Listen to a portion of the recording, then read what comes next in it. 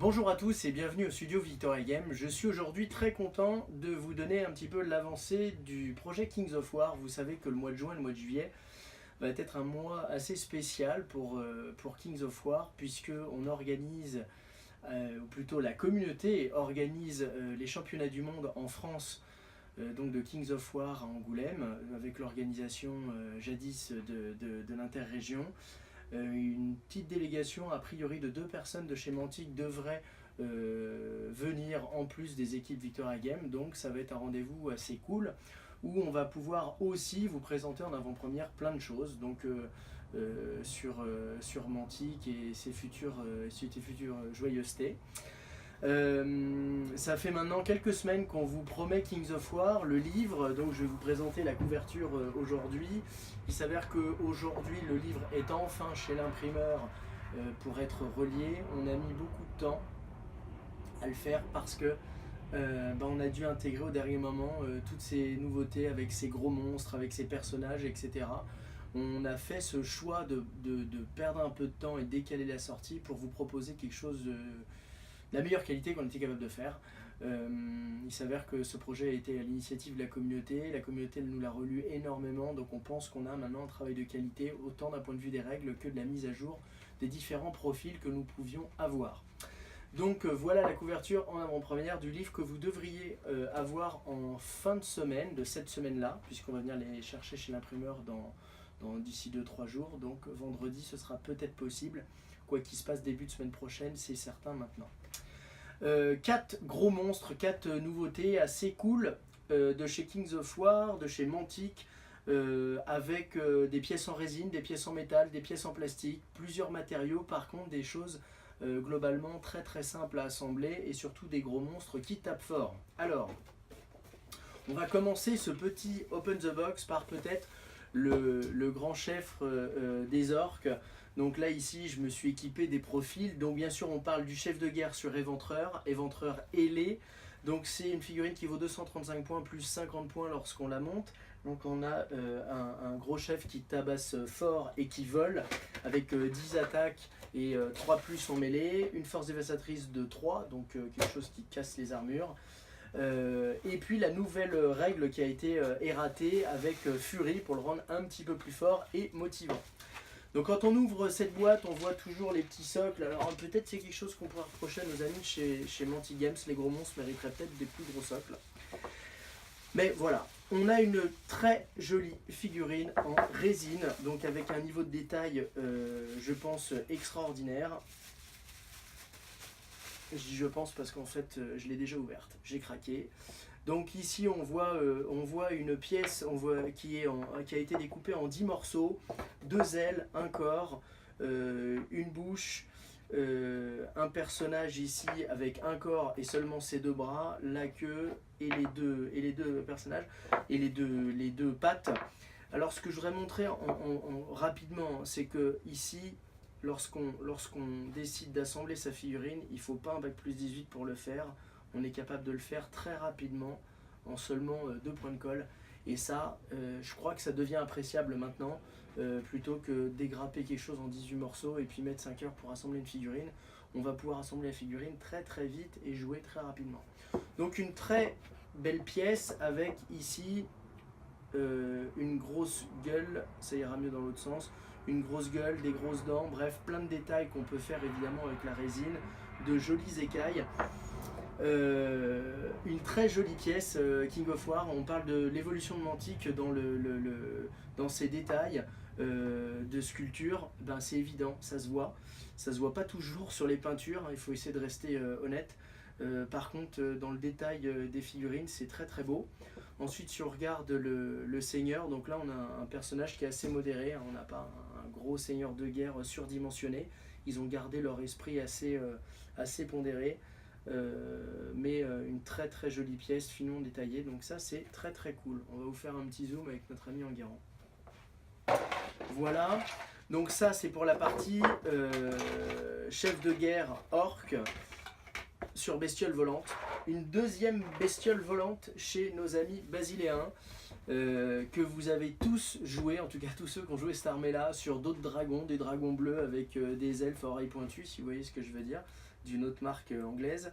Là on a enfin le modèle de chez Mantic. Alors les fidèles vont reconnaître un gros monstre qu'ils ont déjà vu ailleurs dans une boîte de Dungeon Saga, qui est le Dungeon Crawler, pour ceux qui ne suivraient pas l'ensemble de la gamme. Donc là ici une pièce en plastique et une pièce et le personnage en métal.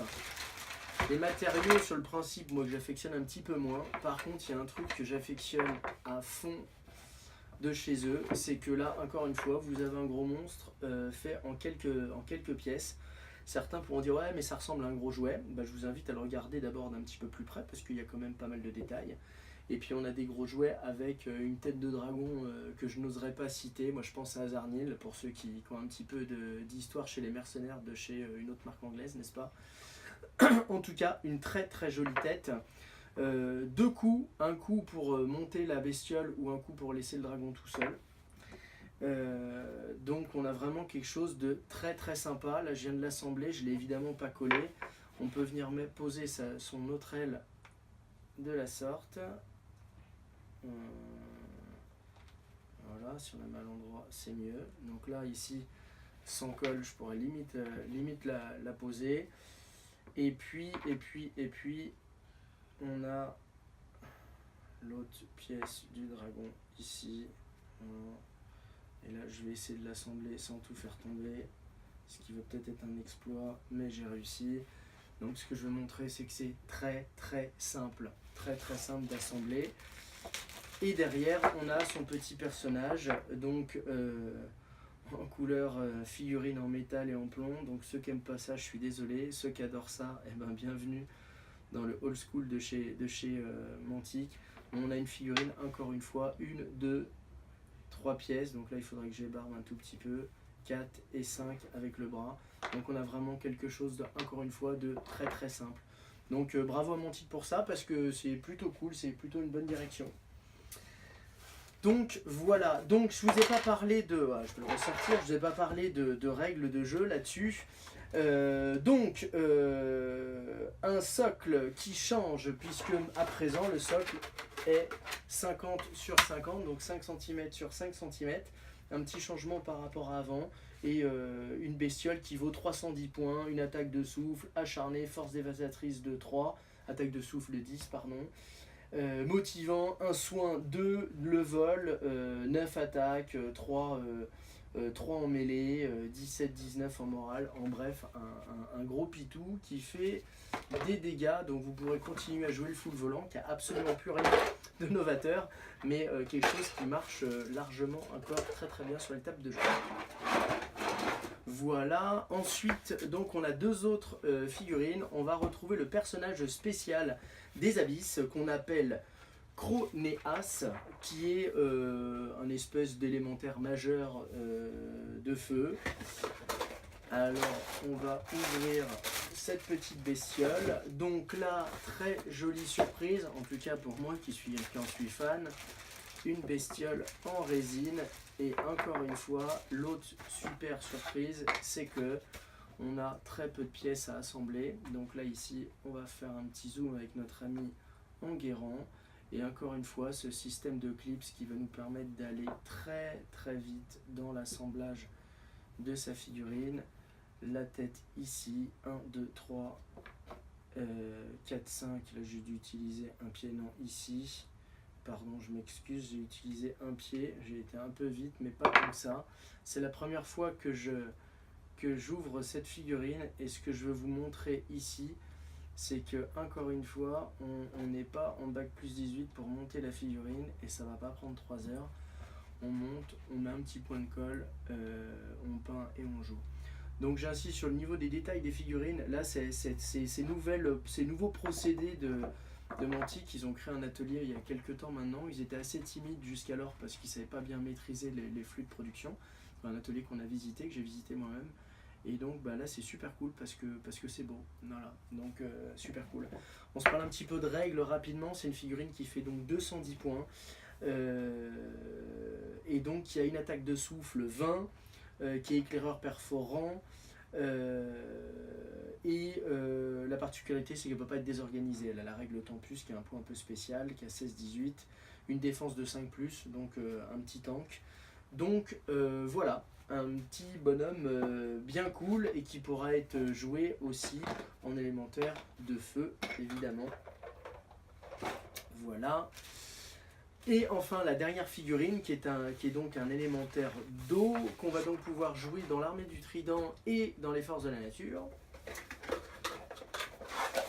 Voilà, donc toujours sur socle moyen. Derrière, encore une fois, figurine, procédé résine. Donc là, on va retrouver donc, un gros bonhomme. Un gros bonhomme. Et là, le Saint Graal, je crois que effectivement, il est en 4 morceaux. Donc on va venir plugger son petit morceau ici, que j'aimerais bien faire avec vous, mais il va falloir que je coupe tous les petits picots pour que ça ressemble à quelque chose. Donc je vais le faire maintenant. Voilà.